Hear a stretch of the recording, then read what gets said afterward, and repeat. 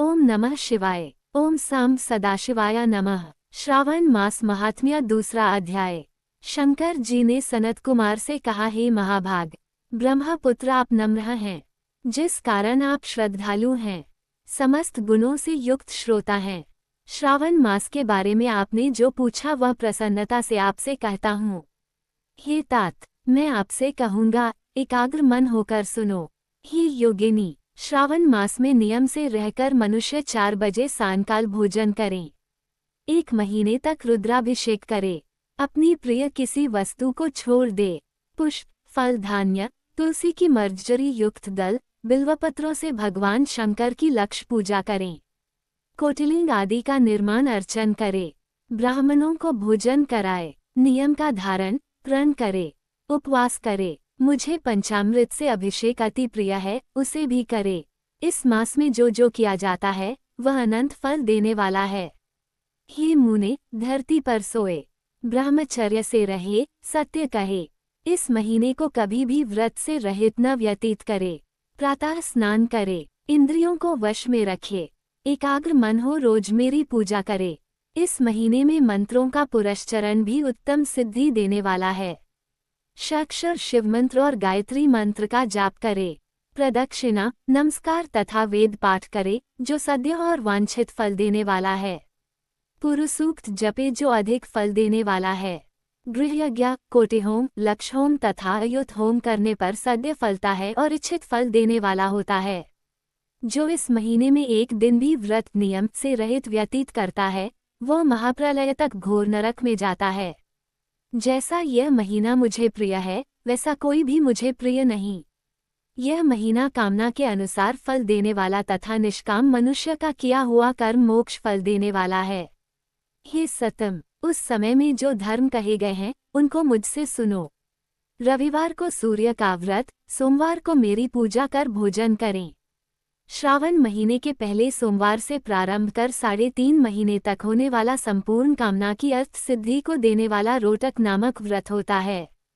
मंगलवार के दिन मंगलागौरी का व्रत, बुधवार को बुध का व्रत और बृहस्पतिवार को बृहस्पति का व्रत, शुक्रवार को जीवंतिका देवी का व्रत होता है। हनुमान तथा नरसिंह का शनिवार व्रत कहा गया है।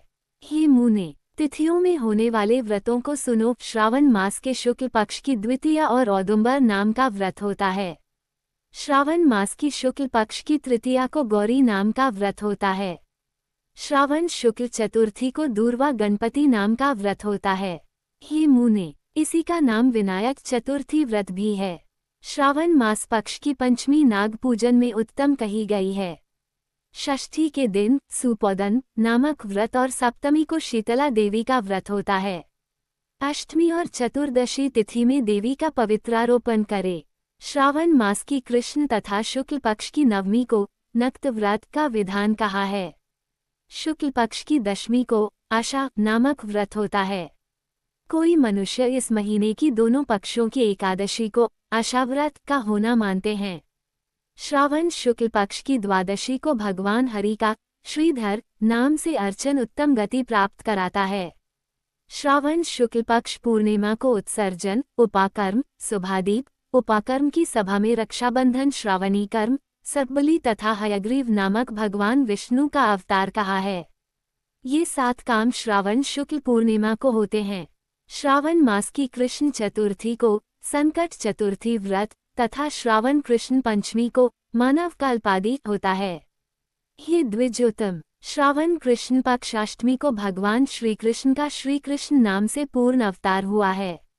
उस दिन व्रत तथा महोत्सव करे। श्रावण मास की अमावस्या तिथि में पिठौरा व्रत होता है।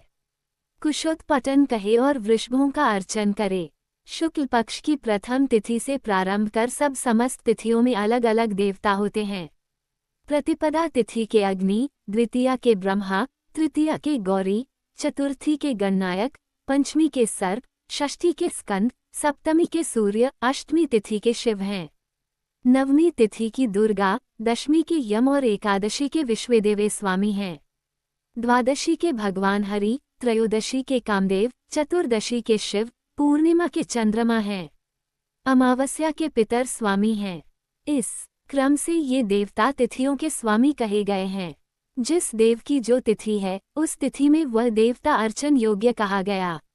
हे मुने, इसी मास में प्रायः अगस्त्य नक्षत्र का उदय होता है। मैं उस समय को कहता हूँ, एकाग्र मन से आप सुने। सिंह राशि पर सूर्य के संक्रमण दिन से 12:40 बीत जाने पर अगस्त्य ऋषि का उदय होता है। अगस्त्य ऋषि के लिए 7 दिन पूर्व ही से अर्घ्य दें। 12 मास में सूर्य नारायण अलग अलग नाम से तपते रहते हैं। श्रावण मास में गभास्ति नाम से तपते हैं, उनका पूजन भी महीने भर भक्ति द्वारा तत्पर हो करें। श्रावण में साग का त्याग, भाद्रपद में दही, आश्विन में दूध और कार्तिक मास में दाल का त्याग करें। हे मानद, यह आपको मैंने अति संक्षेप में उपदेश दिया। हे मुनिश्रेष्ठ, इस मास में होने वाले व्रत और धर्मों का सविस्तार रूप से वर्णन कोई 100 वर्ष में भी नहीं कर सकता। मेरे प्रीत्यर्थ या भगवान हरि के प्रीत्यर्थ संपूर्ण व्रत करे। परमार्थ रूप से विचार करने पर मेरे तथा हरि में कुछ भी भेद नहीं है। जो प्राणी इसमें भेद की कल्पना करते हैं वे नरकागामी होते हैं। हे सनत कुमार, आप श्रावण मास में धर्म सेवन करो। श्रावण मास दूसरा अध्याय संपूर्ण। बोलिए उमापति महादेव की जय।